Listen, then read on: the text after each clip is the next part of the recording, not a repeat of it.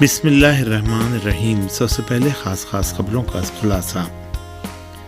پاکستان میں سابق وزیر اعظم عمران خان سمیت پی ٹی آئی کے اہم رہنماؤں پر مقدمہ، مسجد النبی میں نعرے بازی کا شاخسانہ۔ افغانستان میں امن قائم کرنے کا واحد راستہ وسیع البنیاد حکومت کی تشکیل ہے۔ ایرانی پارلیمنٹ کے اجلاس سے اسپیکر کا خطاب۔ فلسطین کے مختلف علاقوں پر صہیونی فوجیوں کے حملے اور فلسطینی نوجوانوں کے ساتھ جھڑپیں۔ اور اب خبریں تفصیل کے ساتھ۔ مدینہ منورہ میں مسجد النبی صلی اللہ علیہ وآلہ وسلم کے اندر نعرے بازی کے تعلق سے پاکستان میں سابق وزیر اعظم عمران خان سمیت مختلف رہنماؤں کے خلاف مقدمہ درج کر لیا گیا ہے۔ پاکستانی میڈیا رپورٹوں میں بتایا گیا ہے کہ سابق وزیر اعظم عمران خان اور پاکستان تحریک انصاف کے بعض دیگر رہنماؤں کے خلاف یہ مقدمہ تعزیرات پاکستان کی دفعات 295 295A 296 اور 109 کے تحت قائم کیا گیا ہے۔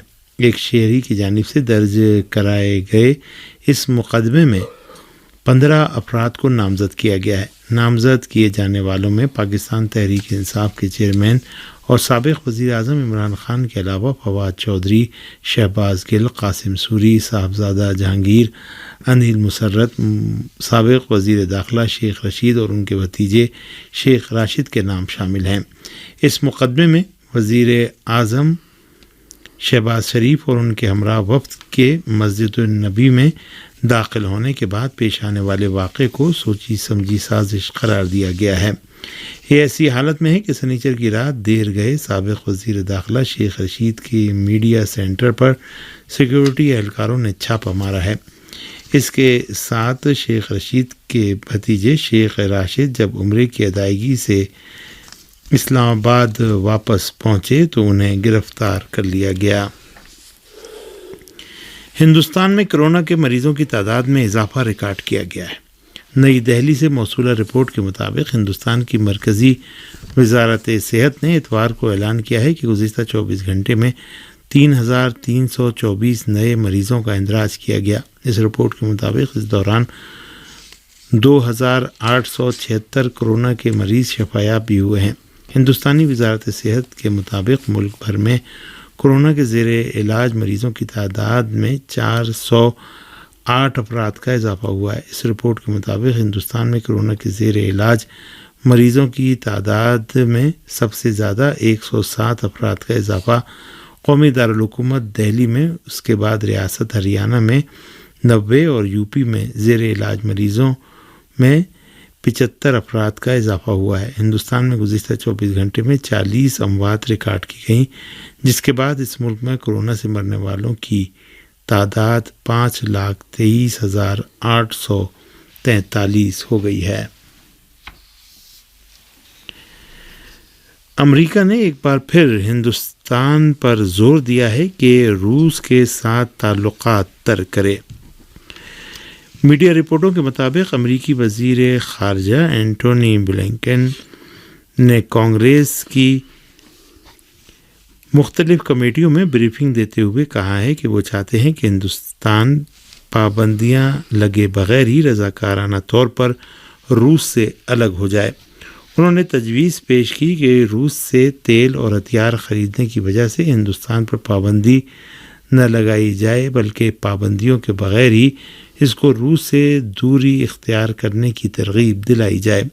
اس رپورٹ کے مطابق بعض ڈیموکریٹ سینیٹروں نے مطالبہ کیا ہے کہ ہندوستان پر روس سے تعلقات ختم کرنے کے لیے دباؤ بڑھایا جائے۔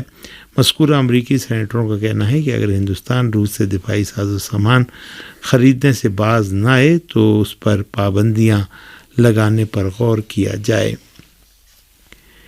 اسلامی جمہوریہ ایران کی پارلیمنٹ کے اسپیکر نے افغانستان میں وسیع البنیاد حکومت کی تشکیل کو پائیدار امن و سیکیورٹی کے لیے لازمی قرار دیا ہے۔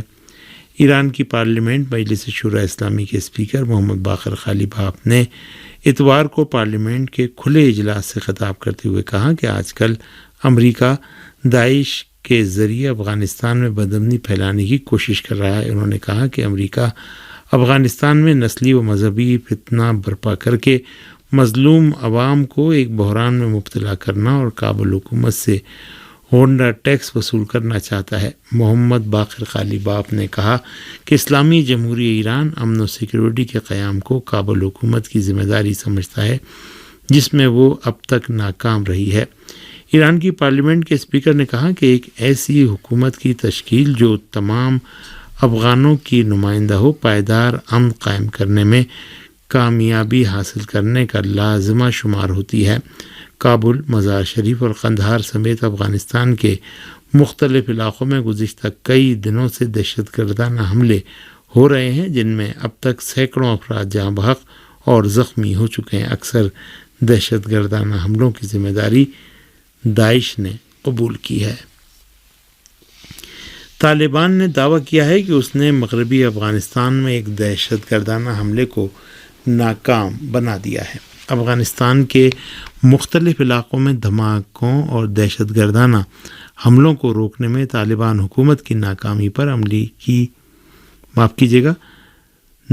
پر ملکی و غیر ملکی سطح پر احتجاج کا سلسلہ بڑھنے کے بعد اتوار کو طالبان نے دعویٰ کیا ہے کہ انہوں نے ملک کے مغربی علاقے میں ایک دہشت گردانہ حملے کو روک لیا ہے۔ افغانستان کے قندوز، بلخ اور کابل صوبوں کی مسجدوں، اسکولوں اور پبلک مقامات پر ہونے والے دہشت گردانہ حملوں میں اب تک سینکڑوں افراد جاں بحق اور زخمی ہو چکے ہیں۔ ہمارے نمائندے کی رپورٹ کے مطابق طالبان حکومت نے ایک ٹویٹ میں کہا ہے کہ طالبان کی عبوری حکومت کے سیکورٹی اہلکاروں نے ہرات میں ایک تباہ کن دہشت گردانہ واقعہ رونما ہونے سے روک لیا ہے۔ ہرات پولیس کا کہنا ہے کہ انہیں 152 ملی میٹر کا ایک راکٹ ملا ہے، جسے انہوں نے تباہ کر دیا۔ پولیس کا کہنا ہے کہ راکٹ شہر کی مسجد شہزادہ پر حملے کے لیے نصب کیا گیا تھا۔ جنوبی غرب اردن کی ایک کالونی پر صہیونی فوجیوں کی یلغار میں کئی فلسطینی زخمی ہو گئے۔ دریائے اثنا الجزیرہ ٹی وی نے رپورٹ دی ہے کہ ماہ مارچ کے آغاز سے اب تک چاقو زنی اور فائرنگ کے نتیجے میں 16 صہیونی ہلاک ہو چکے ہیں۔ فلسطینی نیوز ایجنسی معا کی رپورٹ کے مطابق صہیونی فوجیوں نے سنیچر کی رات جنوبی جنین میں واقع الزیابدہ کالونی پر حملہ کر دیا۔ اس رپورٹ کے مطابق الزیابدہ کالونی پر صہیونی فوجیوں کے حملے کے بعد فلسطینی نوجوان ان کے مقابلے کے لیے اٹھ کھڑے ہوئے اور اس درمیان صہیونی فوجیوں کی فائرنگ میں کئی فلسطینی نوجوان زخمی ہو گئے۔ غرب اردن کے قلقیلیہ علاقے کے ازون کالونی کے قریب بھی فلسطینی نوجوانوں اور غاصب صہیونی فوجیوں کے درمیان جھڑپیں ہوئی ہیں، جن میں کئی افراد زخمی ہوئے ہیں۔ ماہ مبارک رمضان شروع ہونے کے بعد سے غرب اردن اور مقبوضہ بیت المقدس میں صہیونی فوجیوں کے حملے تیز ہو گئے ہیں۔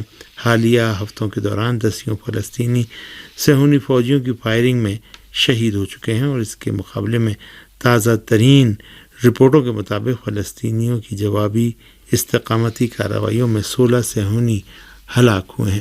صہیونی حکومت کے میڈیا ذرائع نے اتوار کی صبح حالیہ چند ہفتوں کے دوران انجام پانے والی شہادت پسندانہ کارروائیوں میں ہلاک ہونے والے اسرائیلیوں کے اعداد و شمار جاری کیے ہیں۔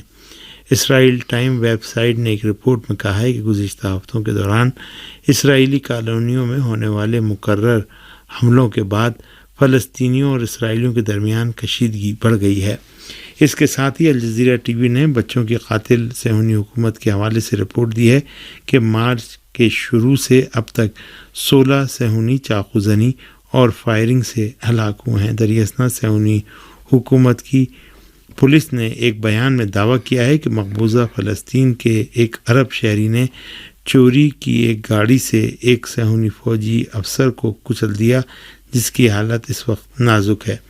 یہ حملہ ایسی حالت میں انجام پایا ہے کہ صہیونی حکومت کی فوج نے جمعرات کو اعلان کیا تھا کہ غرب اردن سے ملحقہ دیوار حائل کے طول میں عام فوجیوں کے بجائے ریزرو فورس کے 6 بریگیڈ روانہ کر دیے گئے ہیں۔ شمالی مقبوضہ فلسطین کے احراش کالونی میں بھیانک آتش زدگی کا واقعہ پیش آیا ہے۔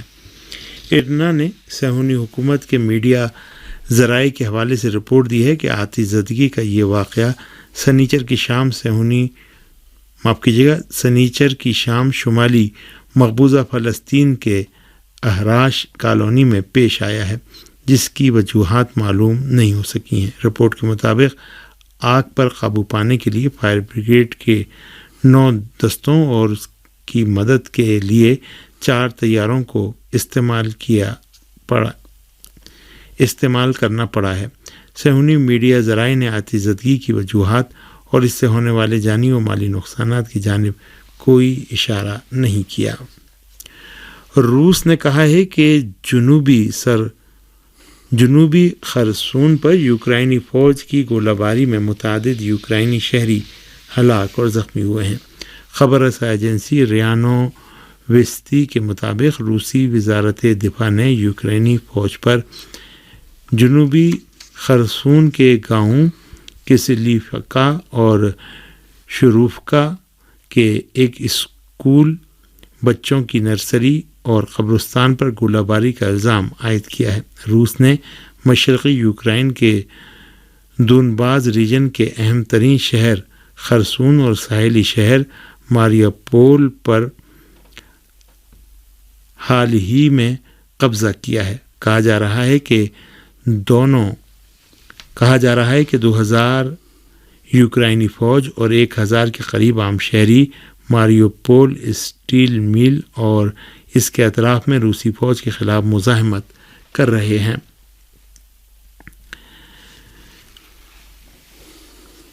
روس نے ایک بار پھر ایٹمی جنگ کے خطرے کی بابت خبردار کیا ہے۔ روس یوکرائن فوجی محاذ آرائی کے 67ویں روز روسی وزیر خارجہ سرگئی لاوروف نے ایٹمی جنگ کے امکان کی بابت خبردار کرتے ہوئے کہا ہے کہ ایٹمی طاقتوں کے درمیان کسی بھی قسم کی مسلح تصادم کی روک تھام ضروری ہے۔ انہوں نے الزام عائد کیا کہ نیٹو کے رکن ممالک روس اور یوکرائن کے درمیان امن سمجھوتے کے امکان کو سبوتاژ کرنے کا کوئی بھی موقع ہاتھ سے جانے نہیں دے رہے ہیں۔ روس کے وزیر خارجہ نے نیٹو اور امریکہ پر زور دیا کہ وہ یوکرائن کو اسلحے کی فراہمی کا سلسلہ بند کر دیں۔